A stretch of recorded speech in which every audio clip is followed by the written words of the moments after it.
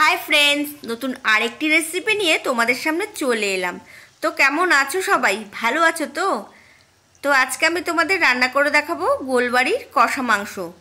ভিডিওটা প্রথম থেকে শেষ পর্যন্ত দেখার অনুরোধ রইল। তো দেখো, আমি নিয়েছি 500 গ্রাম মাটন, ধুয়ে পরিষ্কার করে নিয়েছি।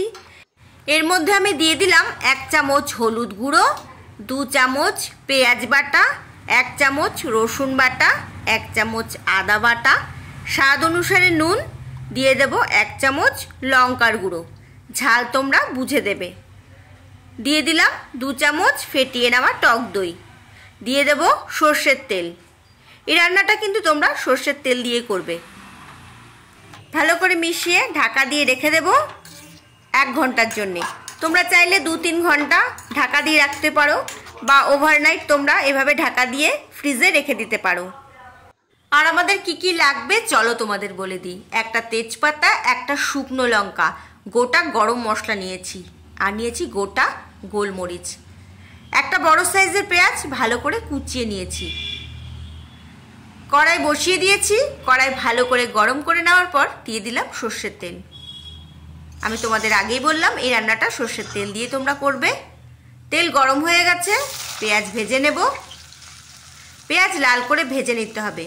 বন্ধুরা, আমি এখানে একটা কথা বলি, তোমরা পেঁয়াজ দেওয়ার আগে না গোটা গরম মশলা, তেজপাতা, লবঙ্গ, এলাচ আমি যা যা নিয়েছি সেগুলো তোমরা আগে দিয়ে দেবে। দিয়ে কিছুক্ষণ নেড়ে চেড়ে নেওয়ার পর তারপর পেঁয়াজ দিয়ে দেবে। তো আমার যেহেতু মনে নেই, তো আমি এখন দিয়ে দিলাম। ভালো করে ভেজে নেব। এরপর আমি দিয়ে দেব 1 চামচ রসুন বাটা, 1 চামচ আদা বাটা। যতক্ষণ না আদা রসুনের কাঁচা গন্ধ চলে যাচ্ছে কষিয়ে নিতে হবে। এখন আমি গ্যাসের ফ্লেম মিডিয়াম টু লো রেখেছি।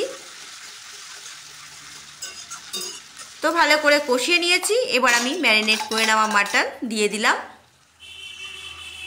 যেহেতু পাত্রে মশলা লেগেছিল, জল দিয়ে ধুয়ে সে জলটাও দিয়ে দিয়েছি।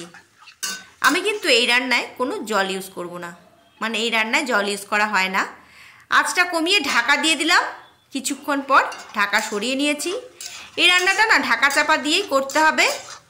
গোটা গরম মশলা, জায়ফল, জয়িত্রী শুকনো কড়াতে ভেজে গুঁড়ো করে নিয়েছি, দিয়ে দেব 1/2 চামচ। গোটা সাদা জিরে শুকনো কড়াতে ভেজে গুঁড়ো করে নিয়েছি, দিয়ে দেব 1/2 চামচ। ভালো করে কষিয়ে নেব। আঁচটা কমিয়ে দিলাম।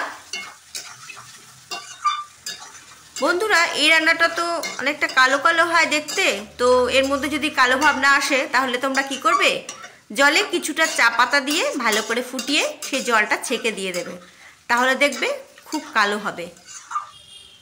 তো যাই হোক, আমি সেরকম কিছু দেব না। তো রান্নাটা আমার হয়ে এসেছে। এই রান্নাটা তোমরা বাড়িতে অবশ্যই একবার ট্রাই করে দেখো, আর তোমাদের কেমন লাগলো আমাকে কমেন্ট করে তোমরা জানাবে। তো আমার রান্না একদম কমপ্লিট হয়ে গেছে। গ্যাস অফ করে দেব, গরম গরম সার্ভ করব। রেসিপিটি ভালো লাগলে লাইক, শেয়ার, সাবস্ক্রাইব করতে একদম ভুলবেন না। ভালো থাকুন, সুস্থ থাকুন। খুব তাড়াতাড়ি আপনাদের সাথে আবার দেখা হচ্ছে। ততক্ষণের জন্যে বাই, লাভ ইউ অল।